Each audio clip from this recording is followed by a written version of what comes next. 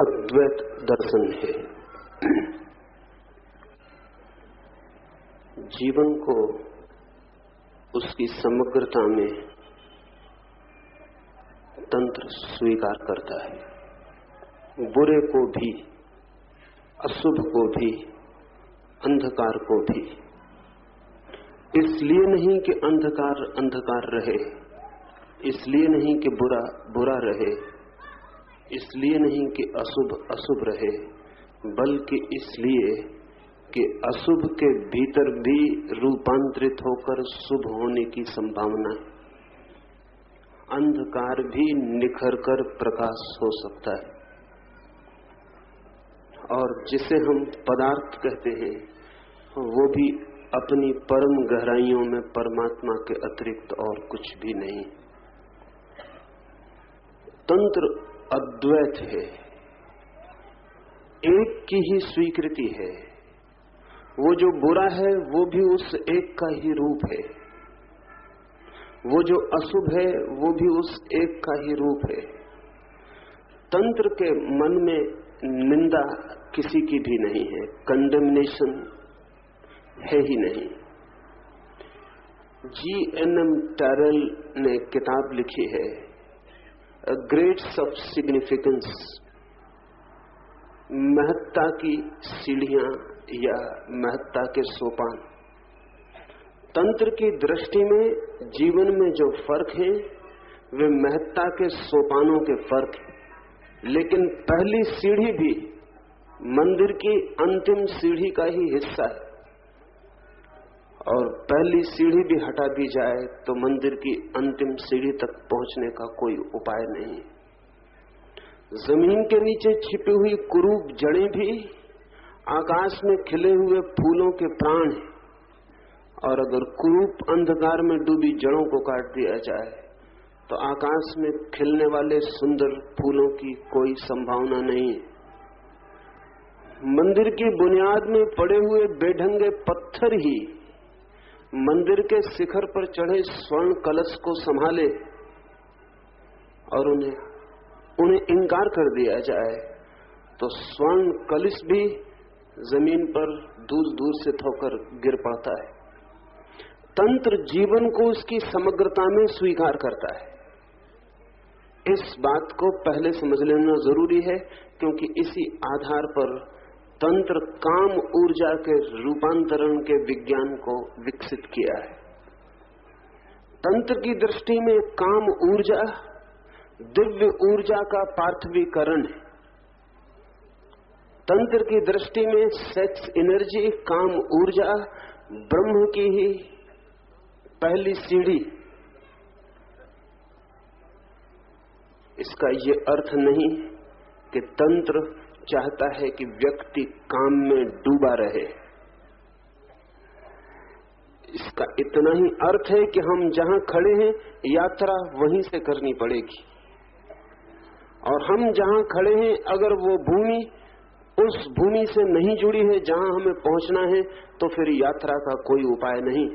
मनुष्य काम में खड़ा है, मनुष्य काम की भूमि पर मौजूद है। जहां हम अपने को पाते हैं प्रकृति की तरफ से, वो बिंदु काम का, सेक्स का बिंदु है। प्रकृति हमें वहीं खड़ा किए हुए, कोई भी यात्रा इस बिंदु से ही होगी। अब इस बिंदु से हम दो तरह की यात्रा कर सकते हैं।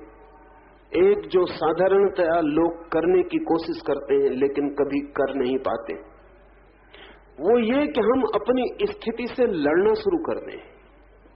हम जहां खड़े हैं उस भूमि के दुश्मन हो जाएं, अर्थात हम अपने ही दुश्मन हो जाएं और अपने को ही दो हिस्सों में खंडित कर लें। एक वो हिस्सा जिसकी हम निंदा करते हैं, जो हम हैं, और एक वो हिस्सा जिसकी हम प्रशंसा करते हैं, जो हम अभी नहीं है, जो हम होना चाहते हैं।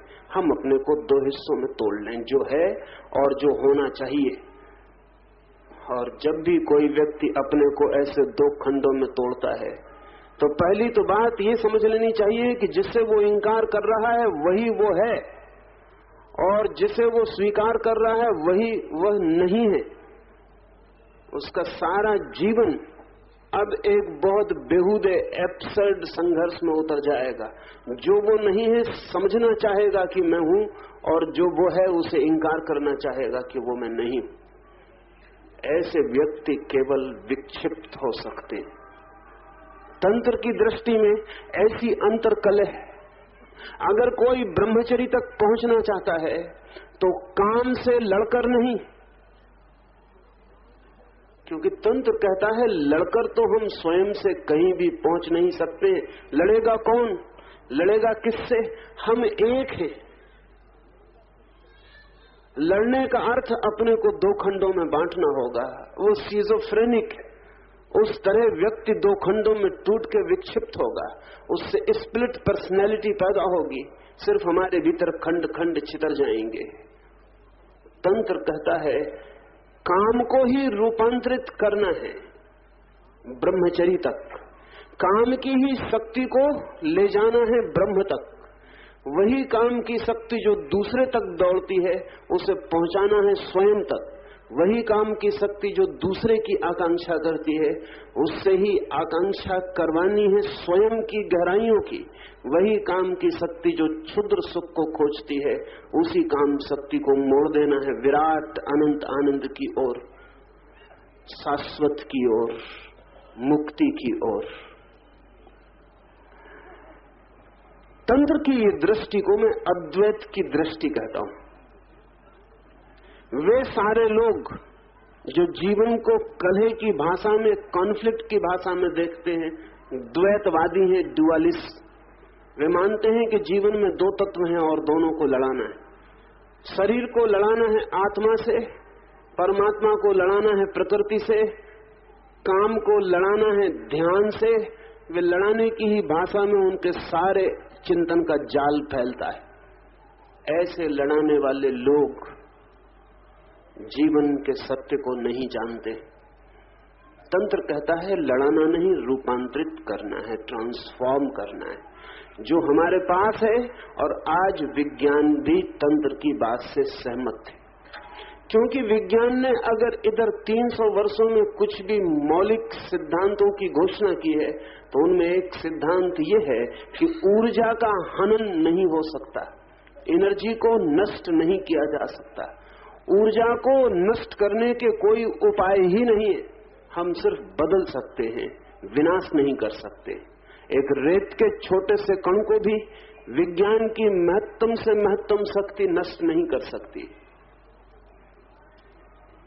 वो जो उस रेत के कण में छिपा है, हाँ, उसे रूपांतरित कर सकती है, उसे दूसरा रूप दे सकती है, दूसरा फॉर्म, दूसरी आकृति, दूसरा आकार, दूसरा जीवन, दूसरा जगत, सब कुछ बदला जा सकता है। लेकिन उस रेत के छोटे से कण में जो ऊर्जा, जो एनर्जी छिपी है, उसे नष्ट नहीं किया जा सकता। विज्ञान कहता है इस जगत में कुछ भी विनष्ट नहीं होता है। इसका दूसरा पहलू भी है, इस जगत में किसी भी चीज की सृष्टि नहीं होती।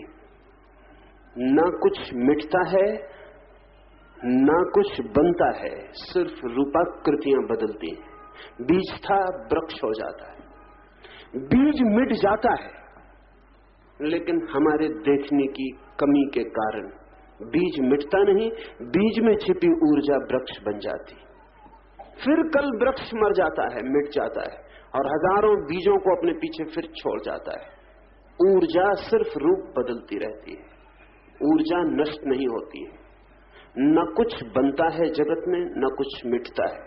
इसलिए जो लोग बनाने मिटाने की भाषा में सोचते हैं, अवैज्ञानिक ढंग से सोचते हैं। सेक्स को मिटाया नहीं जा सकता, लेकिन एक अर्थों में सेक्स बिल्कुल विदा हो सकता है, जैसे बीज विदा हो गया है।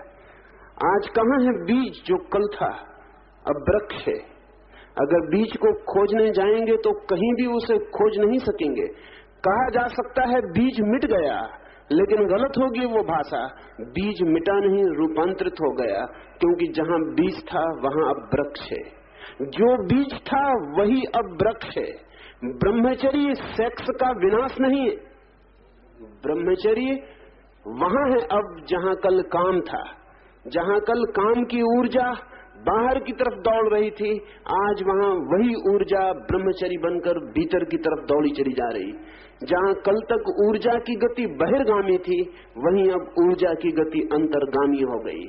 जहां कल तक ऊर्जा केंद्र से परिधि की तरफ दौड़ती थी, अब परिधि से केंद्र की तरफ दौड़ने लगी। लेकिन ऊर्जा वही है, ऊर्जा विनष्ट नहीं होती है।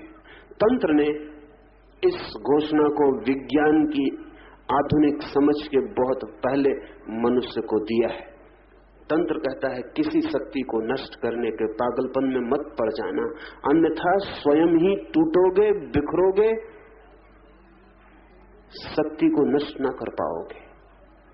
इसलिए जो लोग भी काम से लड़ेंगे वे ब्रह्मचर्य को उपलब्ध नहीं होते, सिर्फ विकृतियों को, परवर्शंस को उपलब्ध होते।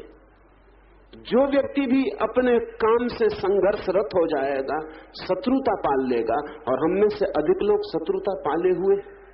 असल में हम या तो शत्रुता पालना जानते हैं या मित्रता पालना जानते हैं, दोनों के बीच में ठहरना हम नहीं जानते।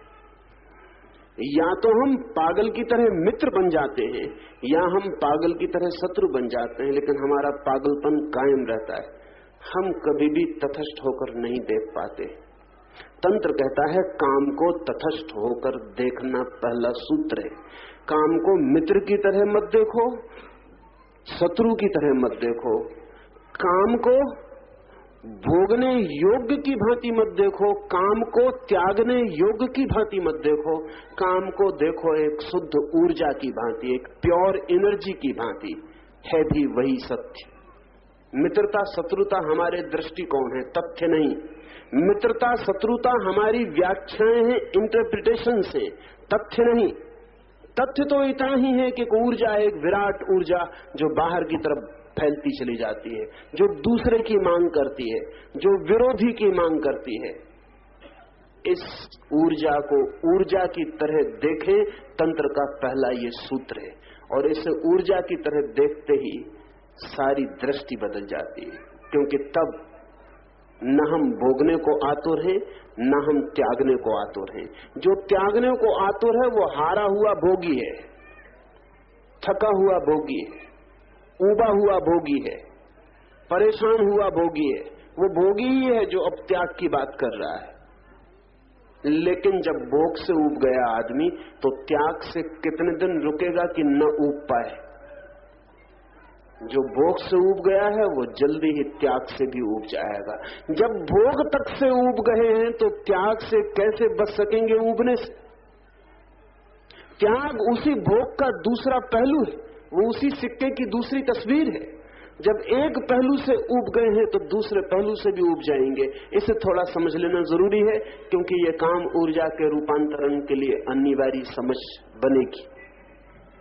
प्रत्येक काम के कृत्य के दो पहलू, प्रत्येक कृत्य के ही दो पहलू हैं, काम कृत्य के भी दो पहलू हैं। उदाहरण से समझें, भूख लगी है, खाने के लिए आतुर है, पागल है, सब दांव पर लगा सकते, फिर भोजन कर लिया है। फिर भोजन करने के बाद भोजन बिल्कुल भूल जाता है, फिर भोजन की कोई याद नहीं रह जाती। और अगर ज्यादा भोजन कर लें तो जिस भोजन के लिए पागल थे उसी भोजन को वॉमिट करने की, वमन करने की इच्छा पैदा हो जाती। जिस भोजन के लिए दीवाने थे उसी से अरुचि पैदा हो जाती। जिस भोजन के लिए सब कुछ दांव पर लगाने को तैयार थे, अब उसके प्रति ही मन में बड़ा तिरस्कार और निंदा पैदा हो जाती। चित्त की प्रत्येक वृत्ति भूख और प्यास के दो पहलू हैं। प्यास की स्थिति और फिर प्यास के पूरे हो जाने की स्थिति। काम जब मांग करता है मन पर, तब आदमी विक्षिप्त पागल होकर काम के पीछे दौड़ता है। फिर काम एक शिखर तक ले जाता है जहां सिर्फ शक्ति क्षीण होती है और व्यक्ति वापस उदासी के गड्ढे में गिर जाता है। उस उदासी के गड्ढे में वो काम के विरोध में सोचता है। ऐसा भोगी खोजना मुश्किल है जो भोग के बाद त्याग की भाषा में न सोचता हो। त्याग जो है वो काम की ही पृष्ठभूमि में सोचा गया ख्याल है। त्याग जो है वो काम का ही पश्चाताप है, रिपेंटेंस है। त्याग जो है वो खोई गई शक्ति के लिए किया गया दुख है। सभी भोगी काम की तृप्ति के बाद त्याग का, रिनंसिएशन का, विषाद का, उपेक्षा का, तिरस्कार का अनुभव करते। पति पत्नी की तरफ पीठ करके जब सो जाता है तो वो पीठ बड़ी सूचक है। पत्नी उस पीठ के सूचना को भी समझती, इसलिए पत्नी पीठ के पीछे निरंतर रोती, क्योंकि यही व्यक्ति पागल था और यही व्यक्ति एक क्षण भर के बाद पीठ कर लिया है, और यही व्यक्ति अब ऐसा उदास और थका और परेशान है कि अब जैसे दोबारा इसकी ये मांग नहीं उठने वाली। 24 घंटे में, 48 घंटे में शक्ति और उम्र के अनुसार मांग फिर पकड़ लेगी, फिर भोग का चित्त खड़ा हो जाएगा। वो सब पश्चाताप भूल जाएगा जो कल तक उसने किए थे, और फिर पश्चाताप, और पश्चाताप के क्षण में वो भोग की सब आकांक्षाएं, स्वप्न, सुख की कामनाएं सब भूल जाएगा जो उसने जिंदगी भर की हैं। त्याग और भोग एक सिक्के के दो पहलू। प्रत्येक व्यक्ति 24 घंटे में निरंतर त्याग और भोग के पेंडुलम में घूमता रहता है। कुछ लोग फिर इसमें से एक को पकड़ लेते, कुछ लोग भोग को पकड़ लेते हैं तो वेश्यागृहों में पड़े रह जाते हैं। कुछ लोग इसमें से दूसरे सिक्के को, पश्चाताप को पकड़ लेते हैं तो मॉनेस्ट्रीज में, आश्रमों में बैठ जाते हैं। लेकिन ये दोनों भी उस सिक्के के एक एक हिस्से को पकड़े हैं जिसमें दूसरा पहलू पीछे छिपा है। इसलिए मॉनेस्ट्री में भागा गया व्यक्ति, आश्रम में भाग गया व्यक्ति अपने चित्त में रोज रोज काम की तरंगों को उठता हुआ अनुभव करेगा। पुकार आती रहेगी उस दूसरे पहलू से जिसको छोड़ा नहीं गया, सिर्फ दबाया गया है। सिक्के के दोनों पहलू एक साथ छोड़े जा सकते, एक पहलू कभी भी नहीं छोड़ा जा सकता। ज्यादा से ज्यादा हम एक पहलू को नीचे कर सकते हैं, दूसरे को ऊपर कर सकते हैं, लेकिन अगर हाथ में सिक्का है तो दूसरा पहलू भी हाथ में है। इसलिए त्यागी निरंतर भोग का आकर्षण अनुभव करता है, और इसलिए त्यागी निरंतर भोग के खिलाफ बोलता रहता है। वो आपको नहीं समझा रहा, वो अपने को ही समझा रहा है। इसलिए दुनिया के समस्त त्यागियों ने भोग को ऐसी गालियां दी हैं कि शक होता है कि उनके चित्त में जरूरी भोग का आकर्षण रहा होगा, अन्यथा इस तरह की गालियों का कोई प्रयोजन नहीं, इस तरह की गालियों का कोई अर्थ नहीं। अगर भोग छूट ही गया हो तो उसको गाली देने में भी रस नहीं रह जाएगा। लेकिन अगर त्यागियों के ग्रंथ उठा के देखें तो बड़ी हैरानी होगी। जिस तरह भोगी प्रशंसा कर रहे हैं उसी तरह त्यागी निंदा कर रहे हैं। जिस भोगी क्यों प्रशंसा कर रहा है, भोगी अपने पश्चातापों को मिटाने के लिए प्रशंसा किया चला जा रहा है। वो अपने को समझा रहा है कि पश्चाताप व्यर्थ थे, क्षण की कमजोरी थी, बेकार थी, आकर्षण बहुत है, रस बहुत है, स्वर्ग बहुत है। वो अपने पश्चातापों को धो डालने के लिए प्रशंसा कर रहा है, और ऐसी प्रशंसा कर रहा है जो सत्य नहीं है। प्रशंसाएं कभी सत्य नहीं होती। और त्यागी उल्टे निंदा कर रहा है। वो अपने भोग के क्षणों में पाए गए सुख की स्मृतियों को झुठलाने की कोशिश में लगा है। वो कह रहा है सब गलत है, मन को कह रहा है झूठ है ये बातें, नरक है बिल्कुल। मन स्वर्ग की स्मृतियां दिलाता है, वो नरक कह के उन स्मृतियों को नष्ट करने में लगा है। लेकिन ये दोनों ही दमन कर रहे हैं। भोगी त्याग का दमन कर रहा है, त्यागी भोग का दमन कर रहा है। ये दोनों ही सप्रेसिव माइंड। ये बात भी ख्याल में ले लेनी जरूरी है। आमतौर से हम त्यागी को दमनकारी कहते हैं, लेकिन भोगी को हम कभी दमनकारी नहीं कहते, वो गलती बात है। त्यागी भी दमन करता है, भोग का दमन करता है। भोगी भी दमन करता है, अपने पश्चातापों, अपने त्यागों को दमन करता है। दोनों ही दमन करते हैं। तंत्र कहता है दमन मत करो, देखो, जानो, पहचानो, इस दोनों के द्वंद्व से बचो। ये द्वैत गलत है। न तो प्रशंसा करो न निंदा करो, क्योंकि अभी प्रशंसा करोगे तो थोड़ी देर बाद निंदा करोगे। जैसे दिन के पीछे रात और रात के पीछे दिन, ऐसी प्रशंसा के पीछे निंदा और निंदा के पीछे प्रशंसा, उनका वर्तुल घूम रहा है। तो तंत्र कहता है तुम देखो कि दोनों ही व्यर्थ हैं। ऊर्जा को तटस्थ देखो, न्यूट्रल है भी, समस्त ऊर्जा तटस्थ है, न शुभ है न अशुभ है, न त्यागने योग्य है न भोगने योग्य है। अगर कोई व्यक्ति अपनी जीवन ऊर्जा को इस दोहरे द्वंद से बचा के देख पाए तो क्या परिणाम होगा? तो तंत्र कहता है जैसे ही जीवन ऊर्जा को कोई ऊर्जा की भांति जस्ट एज एनर्जी, बिना किसी वैल्यूएशन के, बिना किसी मूल्यांकन के देखता है, वैसे ही ऊर्जा ठहर जाती, न तो वो आगे की तरफ जाती न वो पीछे की तरफ जाती, न वो बाहर की तरफ जाती न वो भीतर की तरफ जाती।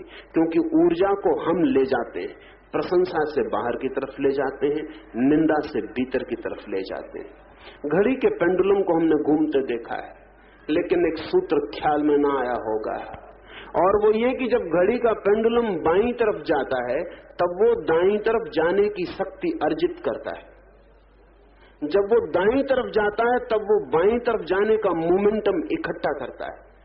असल में दाईं तरफ जाके वो बाईं तरफ जाने की तैयारी करता है, और बाईं तरफ जाके दाईं तरफ जाने की तैयारी करता है, उसी हिसाब से वो घूमता रहता है। जब आप प्रशंसा कर रहे हैं अपनी काम ऊर्जा की, तब आप निंदा की तैयारी कर रहे हैं, और जब आप निंदा कर रहे हैं तब आप प्रशंसा की तैयारी कर रहे हैं। ये उल्टा ख्याल एकदम से समझ में नहीं आता, ये लॉ ऑफ रिवर्स इफेक्ट, ये आदमी के मन में विरोधी ऊर्जा इकट्ठी होती रहती है। मैंने सुना है कि एक यहूदी फकीर, एक हसीद फकीर ने एक किताब लिखी। वो किताब एक क्रांतिकारी किताब थी, और यहूदियों का जो ऑर्थोडॉक्स, जो रूढ़िग्रस्त वर्ग था, वो बहुत कुपित था उस किताब पर। तो उसने अपने भक्त को, अपने प्रेमी को वो किताब दे के कहा कि यहूदियों का जो सबसे बड़ा रब्बी है उसको भेंट कराओ। वो भक्त बहुत घबराया, उसने कहा कि पता नहीं वो कैसा व्यवहार करे। हसीद फकीर ने कहा तुम उनके व्यवहार का उत्तर मत देना, वो जो भी व्यवहार करें उसे ठीक ठीक आके मुझे बता देना। इसलिए ध्यान रखना कि तुम उनके व्यवहार को रिएक्ट मत करना, नहीं तो तुम ठीक ठीक खबर न दे पाओगे। तुम सिर्फ देखना कि वो क्या व्यवहार करते हैं, तुम कुछ करने मत लग जाना। अगर वो गालियां दें तो तुम गालियों से उत्तर मत देना, अगर वो क्रोध करें तो तुम समझाने की कोशिश मत करना। तुम सिर्फ विटनेस, साक्षी रहना, ताकि तुम ठीक ठीक खबर मुझे दे सको। तुम्हें मैं एक गवाह की तरह वहां भेज रहा हूं। वो आदमी गवाह की तरह वहां गया। सांझ थी और रवि अपनी पत्नी के साथ बगीचे में बैठा। उसने वो किताब दी और कहा कि फलम फलम फकीर ने आपके लिए भेंट भेजी है। नाम सुनते ही रवि ने किताब को उठा के जोर से फेंक दिया और कहा कि दरवाजे के बाहर रखो, ऐसी अधार्मिक किताबें इस मकान के भीतर भी प्रवेश नहीं कर सकती। लेकिन उस आदमी को कहा गया था कि वो सिर्फ गवाह की तरह रहेगा। एक क्षण तो उसको हुआ कि कुछ करे, एक क्षण तो हुआ कि कुछ कहे, लेकिन उसे कहा गया था कि उसे भागीदार, पार्टिसिपेंट नहीं होना है, उसे सिर्फ गवाह होना। तो वो खड़ा रहा। तभी उसकी पत्नी ने, रवि की पत्नी ने कहा ऐसा भी क्या क्रोध कर रहे हैं, घर में हजारों किताबें रखी हैं, लाइब्रेरी के रैक पे इसको भी रख दें, और फेंकनी भी हो तो पीछे फेंक सकते हैं। इस बेचारे आदमी को इतना दुख देने की क्या जरूरत है। मन हुआ कि वो धन्यवाद दे इसकी पत्नी को, लेकिन फिर उसने कहा वो सिर्फ गवाह की तरह भेजा गया, उसे कुछ करना उचित नहीं है। वो खड़ा देखता रहा। फिर उसने कहा कि मैं जाऊं। रवि और उसकी पत्नी ने, दोनों ने पूछा लेकिन आपने कुछ भी कहा नहीं। उसने कहा कि मैं सिर्फ गवाह की तरह भेजा गया हूं, मुझे खबर दे देनी है जो हो रहा है। मुझे कहा गया है कि मुझे भागीदार नहीं होना है।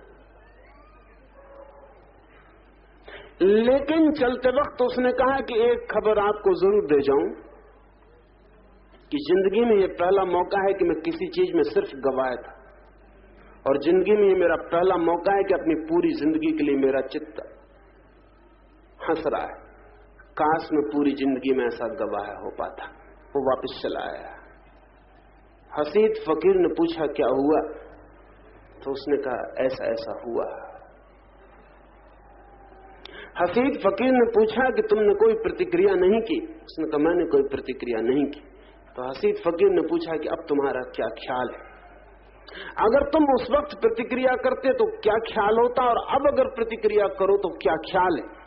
तो उस आदमी ने कहा कि बिल्कुल हालत बदल गई।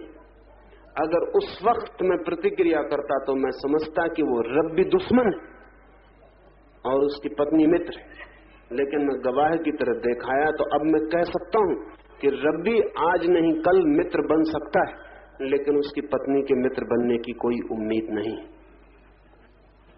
उस हसीद ने पूछा क्या, क्यों?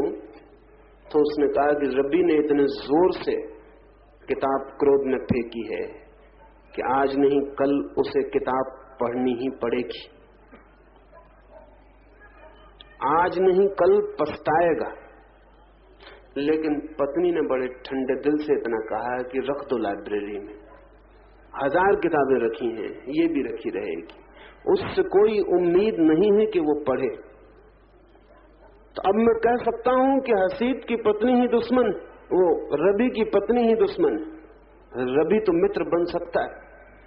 वो हसीद हंसने लगा। उसने कहा कि तुम घड़ी के पेंडुलम के सिद्धांत को समझ गए हो। जिंदगी बड़े उल्टे प्रतिक्रियाएं इकट्ठी करती है। भोगी रोज रोज त्याग की कस्में खाता है, त्यागी रोज रोज भोग की आकांक्षाओं में लिप्त होता है। तंत्र कहता है दोनों व्यर्थताएं हैं, एक ही सिक्के के दो पहलू हैं। तंत्र कहता है ऊर्जा सिर्फ ऊर्जा है, मत देखो भोगने की तरह, मत देखो त्यागने की तरह, देखो ही मत कुछ करने की तरह, सिर्फ ऊर्जा के गवाह बन जाओ, जस्ट बी ए विटनेस। और जैसे ही ऊर्जा का कोई गवाह बने, ऊर्जा न बाहर जाती न भीतर जाती, ऊर्जा खड़ी रह जाती। और जैसे ही ऊर्जा खड़ी रह जाए वैसे ही ऊर्जा में रूपांतरण शुरू हो जाता है। क्योंकि एक बड़े मजे का दूसरा नियम आपसे कहूं, इस जगत में कोई भी चीज खड़ी नहीं रह सकती, इस जगत में कोई भी चीज ठहर नहीं सकती। इस जगत में कोई भी चीज या तो बाहर जाएगी या भीतर जाएगी। इस जगत में कोई भी चीज या तो आगे जाएगी या पीछे जाएगी। इस जगत में ठहराव नहीं है, यहां कुछ भी ठहर नहीं सकता। प्रत्येक चीज प्रतिपल आगे पीछे हो रही है। तो अगर ऊर्जा खड़ी हो जाए, न भीतर जाए न बाहर जाए, एक क्षण को ऐसा दिखाई पड़ेगा कि ऊर्जा खड़ी हो गई, क्योंकि उसका बाहर जाना तत्काल बंद हो जाएगा। और सिर्फ आप कुछ न करें, गवाह बने रहें, तो आप पाएंगे कि ऊर्जा ने भीतर जाना शुरू कर दिया। ऊर्जा जीवंत है, रुक नहीं सकती, कहीं जाएगी ही। अगर नीचे नहीं जाएगी तो ऊपर जाएगी। इसलिए तंत्र कहता है बाहर ले जाने के लिए मनुष्य को बड़े उपाय करने पड़ते हैं, भीतर ले जाने के लिए सिर्फ निरुपाय हो जाना पड़ता है। बाहर ले जाने के लिए बड़े एफर्ट करने पड़ते हैं, क्योंकि बाहर ले जाना अस्वाभाविक है।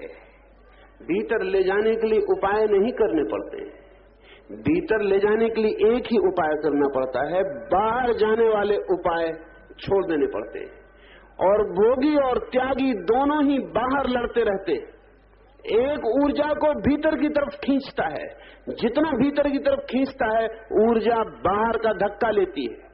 दूसरा बाहर की तरफ धक्के देता है, जितना बाहर की तरफ धक्के देता है ऊर्जा भीतर की तरफ जाने की चेष्टा करती, जैसे गेंद को दीवार पर फेंक कर मारा गया हो और गेंद आपकी तरफ लौटती है। ठीक ऐसे ही शक्ति के साथ हमारा संघर्ष एब्सर्डिटीज में ले जाता है, असंगतियों में ले जाता है।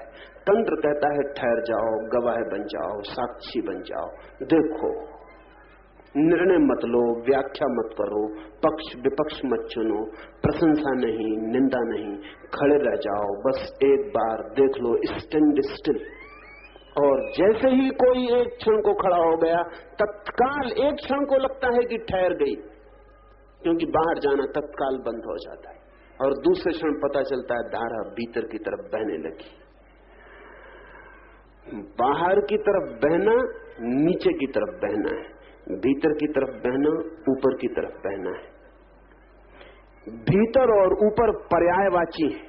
इस अंतर यात्रा में बाहर और नीचे पर्यायवाची हैं इस साधना में। और